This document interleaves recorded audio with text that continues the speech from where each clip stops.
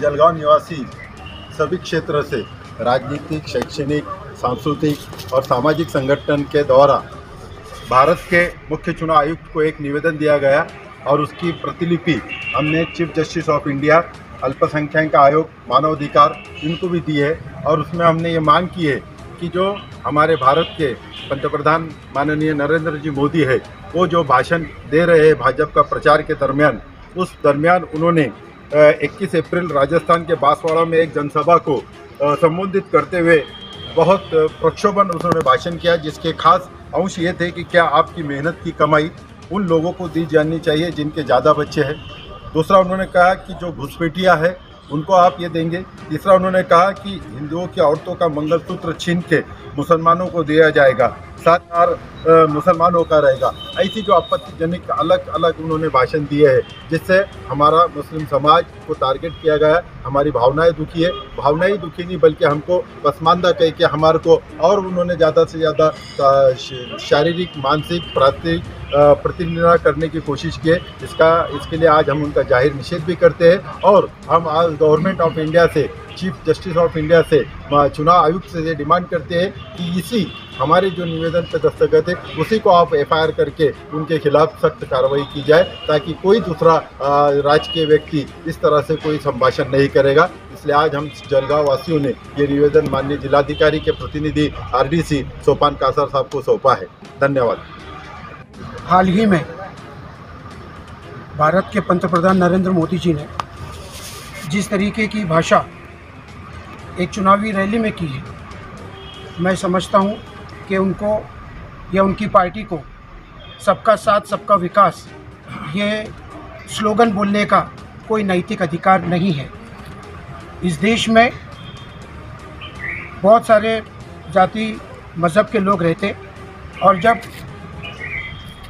हमारे पंतप्रधान हर जगह बोलते हैं कि मोदी सरकार यानी सबका साथ और सबका विकास, आज इसका उनको कोई नैतिक अधिकार नहीं है।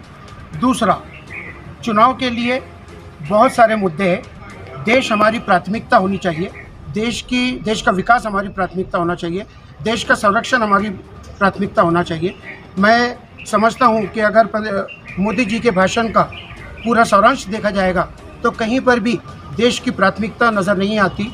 एक विशेष तबके को, ख़ास तौर पर मुस्लिम समाज और माइनॉरिटी को एक तरीके से टारगेट करके बहुसंख्यक लोगों के मतदान को हासिल करना, ये मैं समझता हूँ कि ये उनकी बहुत बड़ी कमज़ोरी है। उनको अपनी सत्ता खसकती हुई नज़र आ रही है, इस वजह से इस तरीके की बयानबाजी चल रही है, जिसकी नोंद इलेक्शन कमीशन में लेना चाहिए। आज हमने हमारे निवेदन के माध्यम से इलेक्शन कमीशन का ध्यान इस तरफ राग़िब कराया है और हमको उम्मीद है कि इस पर ज़रूर कार्रवाई होगी। आज हम लोग देख रहे हैं कि देश के पंतप्रधान सांप्रदायिकता की भाषा करने लगे। देश में तो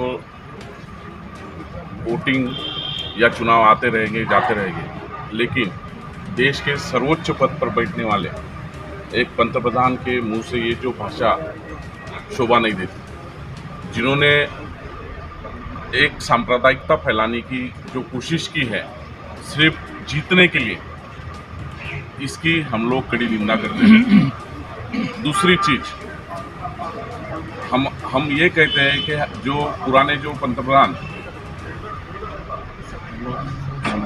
मनमोहन सिंह जी, इन्होंने कोई ऐसी भाषा नहीं की थी कि वो देश का जो कमाई का हिस्सा, देश की प्रॉपर्टी, ये मुसलमानों को दे देगी। इस तरीके से हमारे देश के पंतप्रधान ॲडव्होकेट अवैध शेख जळगावहून आज आम्ही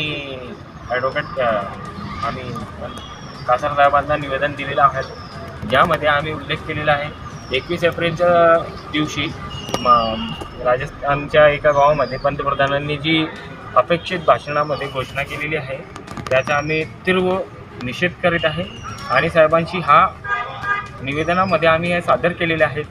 त्याच्या इलेक्शन जिंकण्याच्या आधारावरती कोणत्याही एका विशेष समाजाला टार्गेट केला जात आहे, हा एक चुकीचा आहे।